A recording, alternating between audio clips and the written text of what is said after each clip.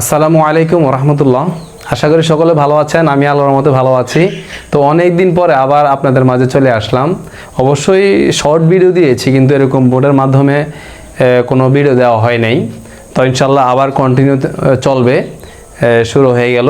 দোয়া করবেন এটা যেন সবসময় জারি থাকে।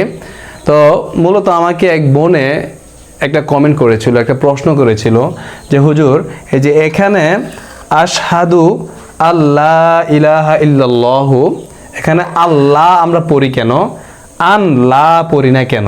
মূলত এটা নিয়ে হবে আমাদের আলোচনা। তো এই প্রশ্নটা মনে হয় আপনারও জাগে, যাদের জাগে তাদের জন্য খুবই গুরুত্বপূর্ণ। এছাড়া সকলের শুরু থেকে শেষ পর্যন্ত ভিডিওটা দেখবেন, তাহলে আশা করি অনেক কিছু শিখতে পারবেন। এখানে গুরুত্বপূর্ণ একটা তাসবিদ আছে। এই যে দেখেন, আমরা কালিমা শাহাদাত যখন পড়ি, আশহাদু আল্লাহ ইলাহা, আবার তাশাহুদের ভিতর লাস্টে দিয়ে এটা আছে যে আশহাদু আল্লাহ ইলাহা। হ্যাঁ, এ মূলত আন নিয়ে প্রশ্ন। হ্যাঁ, এ আন নিয়ে।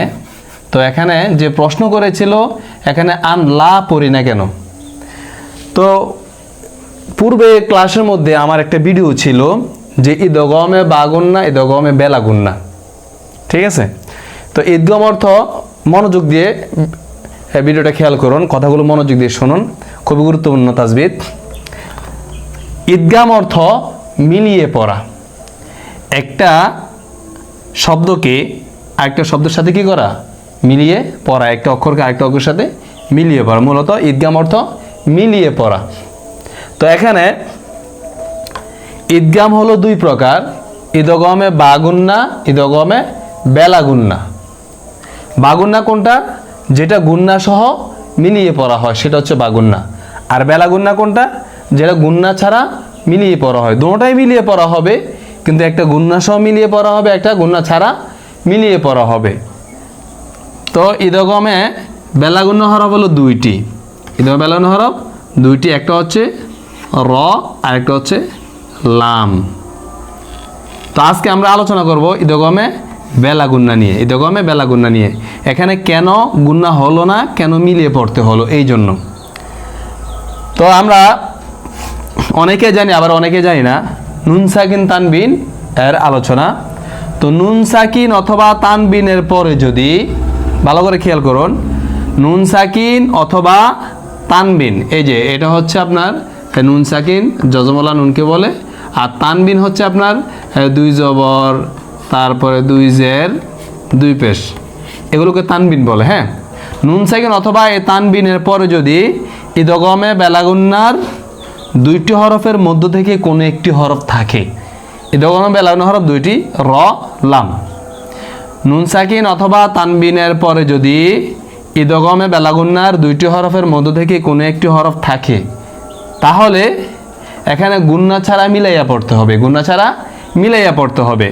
যেমন আল্লাহ ইলাহা, আল্লাহ, এখানে আং লা বলা যাবে না, আবার আন লা এটাও বলা যাবে না।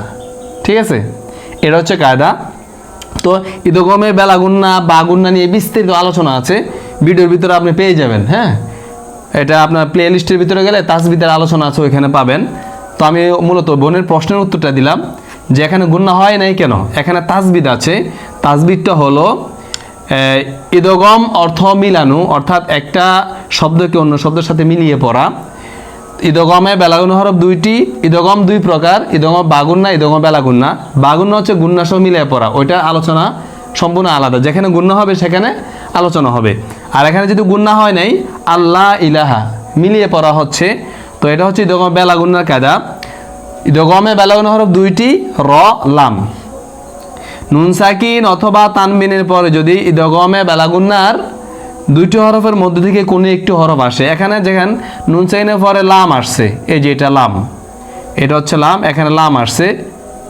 অন্যান্য জায়গায় তানবিনের পরে লাম আসতে পারে, তানবিনের পরে র আসতে পারে, আবার নুন সাকিনের পরেও র আসতে পারে। এখানে যেহেতু নুন সাকিনের পরে লাম আসছে, তো আমরা এখানে বলবো কি, নুন সাকিনের পরে লাম আসছে, এটা হচ্ছে লাম, হচ্ছে ঈদগম বেলাগুন্নার হরফ।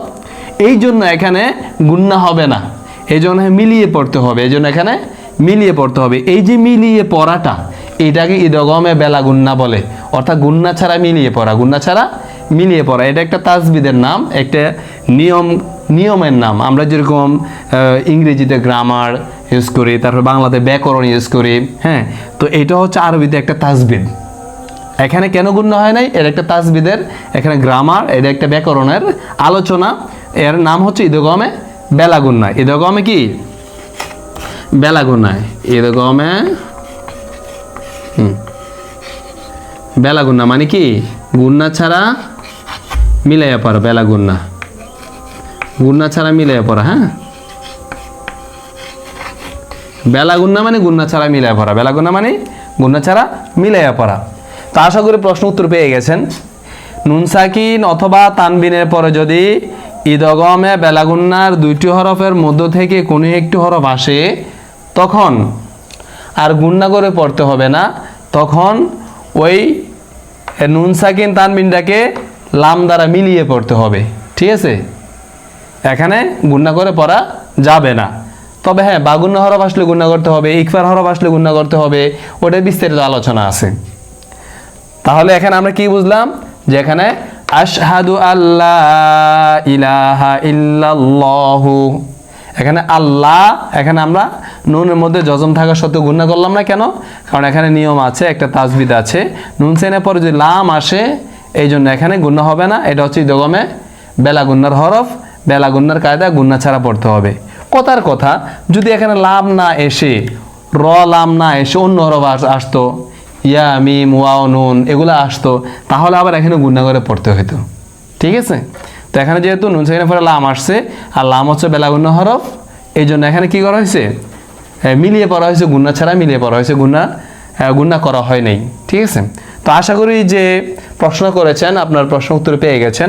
তাছাড়া আপনাদের আরও বিভিন্ন ধরনের বিভিন্ন প্রশ্ন থাকতে পারে। আপনারা যদি কমেন্টে আপনাদের প্রশ্নগুলো আমাকে বলে দেন, তাহলে ওই অনুযায়ী আমি ভিডিও তৈরি করতে সুবিধা হবে, আপনাদের বুঝতে সুবিধা হবে। এমনও হতে পারে যে আপনার যে প্রশ্নটা জাগে, অন্তরে জাগে, হয়তো আপনি এমন কোনো লোক পাচ্ছেন না যে ওনার কাছ থেকে কোনো সলিউশন নেবেন, কোনো সমাধান পাইবেন, এরকম আপনি পাচ্ছেন না। আপনি কমেন্টে জানিয়ে দেন, আমি ওই কমেন্ট অনুযায়ী সেম ওই কায়দাটাই, ওই নিয়ম কানুনটাই আমি বোর্ডে আলোচনা করে দেব।